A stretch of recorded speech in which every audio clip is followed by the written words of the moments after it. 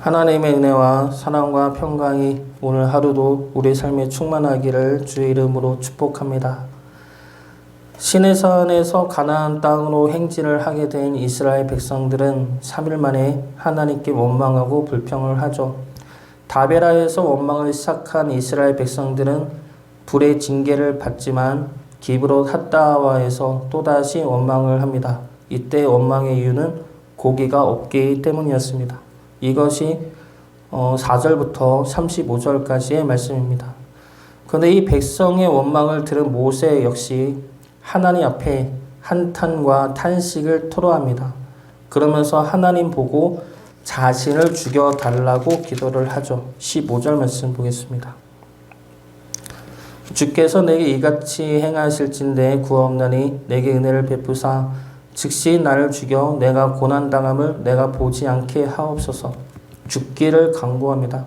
죽는 것이 내게 은혜이니 즉시 나를 죽여달라 기도를 하죠. 이러한 기도는 구약의 많은 인물들이 했던 기도입니다. 엘리야도 하나님 앞에 죽기를 간구했고 욥과 요나 역시 하나님 앞에 자신을 죽여달라고 기도를 합니다.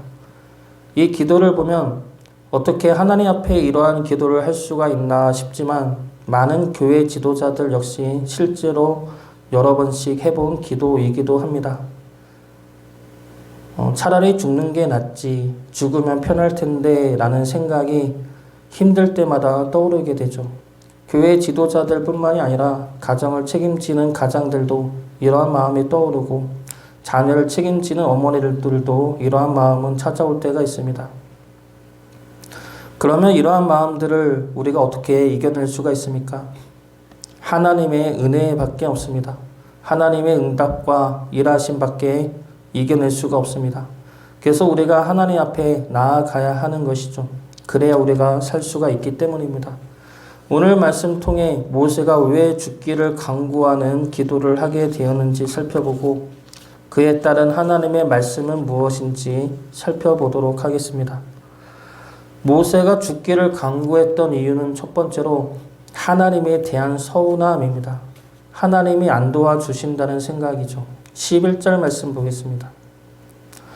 모세가 여호와께 여짜오되 어찌하여 주께서 종을 괴롭게 하시나이까? 어찌하여 내게 주의 목전에서 은혜를 입게 아니하시고 이 모든 백성을 내게 맡기사 내가 그 짐을 지게 하시나이까? 모세의 탄식이 무엇입니까? 어찌하여 이 모든 백성을 내게 맡겨서 나를 힘들게 하느냐 이겁니다. 다시 말하면 하나님은 나에게 이 모든 백성을 맡겨놓고 하나님은 왜 가만히 계시느냐 이겁니다. 이런 탄식을 하는 모세의 입장도 우리가 충분히 이해를 할 수가 있죠. 하나님은 이스라엘 백성들을 이끄시면서 자꾸 물이 없는 곳, 물이 있어도 쓸물이 있는 곳, 그런 곳으로 인도하십니다. 오늘 말씀도 고기가 없다고 불평을 하는데 그러면 미리 고기를 보내주셔서 원망이 안 나오게 하면 얼마나 좋습니까?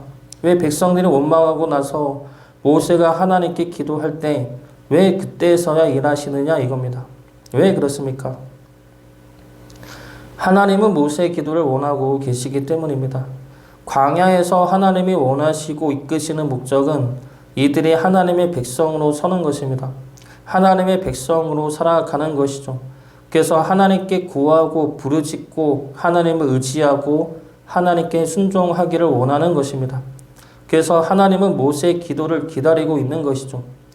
북이스라엘과 남유다가 완전히 망하고 바벨론에 의해 유대인들이 포로로 끌려간 상황에서 하나님은 에스겔을 통해 이러한 말씀을 주십니다. 지금은 나라가 망하고 땅이 황폐해졌지만 내가 다시 이곳을 건축하고 황폐한 자리에 사람들로 채우겠다. 이런 말씀을 주십니다. 에스겔 36장 35절과 36절 말씀입니다. 사람이 이르기를 이 땅이 황폐하더니 이제는 에덴 동산 같이 되었고 황량하고 적막하고 무너진 성읍들에 성벽과 주민이 있다 하리니 너희 사방에 남은 이방 사람이 나 여호와가 무너진 곳을 건축하며 황폐한 자리에 심은 줄을 알리라. 나 여호와가 말하였으니 이루리라. 하나님이 이곳을 회복하실 것이라 말씀하십니다. 그런데 하나님은 이러한 회복의 역사를 그냥 이뤄준다고 하지 않으십니다. 너희가 기도를 해야 들어준다고 말씀하십니다. 에스겔 36장 37절 말씀입니다. 주 여호와께서 이같이 말씀하셨느니라. 그에도 이스라엘 족속이 이같이 자기들에게 이루어 주기를 내게 구하여야 할지라. 자기들에게 이루어 주기를 내게 구하여야 할지라. 왜 하나님은 회복을 준비하셨고 회복하실 거면서 우리가 기도를 해야 한다고 말씀하십니까? 그 질문에 대한 대답이 바로 이어지는 38절 말씀입니다. 제사 드릴 양떼 곧 예루살렘이 정한 절개 양무리 같이 황폐한 성읍을 사람의 때로 채우리라. 그리한즉 그들이 나를 여호와인 줄 알리라 하셨느니라. 그리한즉 그들이 나를 여호와인 줄 알리라. 이것이 하나님께서 우리의 기도를 원하고 계시는 이유입니다. 우리가 하나님을 하나님인 줄 알게 하기 위해서입니다. 기도를 통해 나를 구하시고 이끄시고 인도하시며 나에게 은혜를 주시는 분이 하나님임을 알게 하기 위해서입니다. 광야에서 하나님은 이 작업을 하고 계십니다. 모세가 하나님께 구하고 모세가 하나님께 기도할 때 그러할 때 하나님의 은혜가 임하고 하나님의 역사하심이 임하는 것을 보면서 내가 누구의 백성인지, 내가 누구의 힘으로 살아가고 있는지, 내가 누구의 은혜 안에 있는지 알려주시는 겁니다. 우리에게 어려움이 임하면, 우리에게 환난이 닥치면 하나님의 은혜가 임할 때일 줄로 믿으시기 바랍니다. 우리가 기도로 하나님께 나아감으로 그 어려움과 환난이 감사와 찬양으로 변하기를 주의 이름으로 축복합니다. 두 번째로 모세가 죽기를 간구했던 이유는 변하지 않는 이스라엘 백성들 때문입니다. 12절 말씀 보겠습니다. 이 모든 백성을 내가 배웠나이까 내가 그들을 낳았나이까 어찌 주께서 내게 양육하는 아버지가 젖먹는 아이를 품듯 그들을 품에 품고 주께서 그들의 열조에게 맹세하신 땅으로 가라 하시나이까. 모세의 말을 들어보면 이스라엘 백성이 나와 무슨 상관이 있느냐라는 질문이죠. 내가 그들을 배웠습니까? 낳았습니까? 내가 왜 상관도 없는 그들을 위해 이렇게 고생을 해야 합니까? 라는 질문이죠. 이 질문은 이스라엘 백성들이 모세에게 원망하는 소리를 듣고 나서 나온 모세의 탄식입니다. 무엇이냐면 출애굽한 지 1년 이상이 지났습니다. 그 기간 동안 이와 같은 일이 몇 번이나 있었습니까? 그때마다 이스라엘 백성들은 원망하고 자기는 그들을 위해 기도하고 그러면 하나님이 일하시고 그 반복이 계속되어지고 있는 것이죠. 그 반복에 지친 겁니다. 계속되는 반복에 모세는 지치고 화가 나는 것이죠. 아무리 은혜를 받고 아무리 말씀을 듣고 징계하고 회개하고 그래도 왜 변하지 않느냐는 겁니다. 왜 이들은 여전히 나아지지 않느냐는 것이죠. 변하지 않는 이들을 위해 내가 왜 수고하고 고생하고 힘써야 합니까? 라는 질문이죠.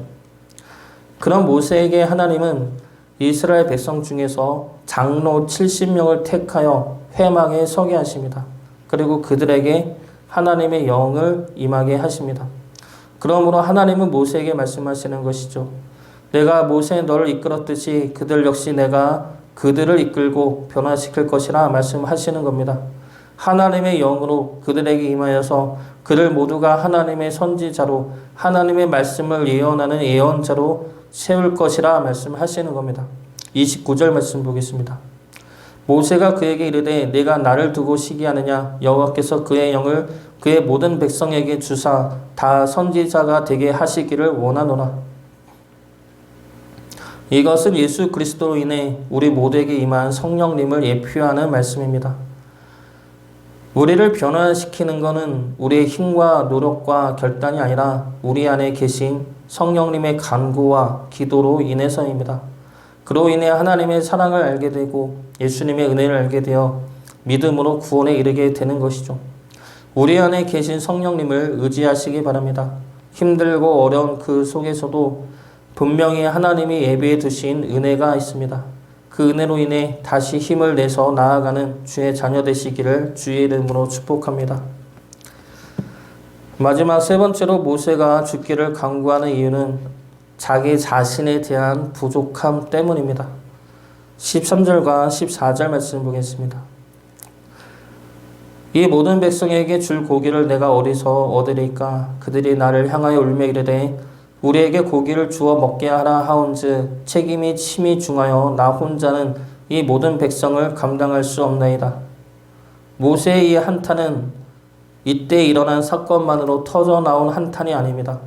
출애굽부터 계속해서 쌓아왔던 것이 이때 터져 나온 것이죠.